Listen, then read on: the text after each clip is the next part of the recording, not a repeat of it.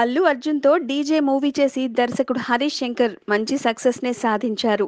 అప్పుడే ఈ movie hit అని చెప్పలేం. కానీ ప్రస్తుతం ట్రెండ్స్ ప్రకారం అయితే దువ్వాడ జగన్నాథం సేఫ్ జోన్‌లోకి చేరే అవకాశాలు పుష్కలంగా ఉన్నాయి. ఇదే అదనుగా సమయం చూసుకుని మెగాస్టార్ చిరంజీవితో సినిమా చేయాలన్న కోరికను బయటకి చెప్పేశారు హరీష్ శంకర్. తెలుగు సినిమాలు చేసే ఏ దర్శకుడికైనా చిరంజీవితో సినిమా చేయడం అనేది ఒక డ్రీమ్. హరీష్ కూడా ఆ దిశగా ఓ ప్రయత్నం చేశారు. నిజానికి హరీష్ శంకర్తో తాను సినిమా చేయాలని అనుకుంటున్నట్లు 5 ఏళ్ల క్రితం గబ్బర్ సింగ్ సమయంలోనే చెప్పారు మెగాస్టార్. కానీ చిరు తను వచ్చిన ప్రతి ఫంక్షన్లోనూ ఇలాగే చెబుతుంటారు.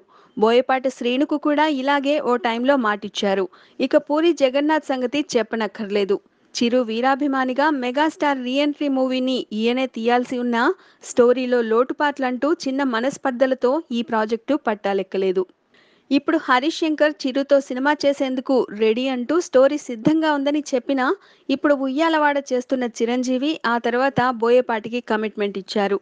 అప్పటి వరకు చిరు స్టోరీని హరీష్ శంకర్ అలాగే ఉంచుతారో లేక వేరే ఎవరితో అయినా ప్రొసీడ్ అయిపోతారో చూడాలి. Please subscribe. Hi, it's me Purna. Please subscribe.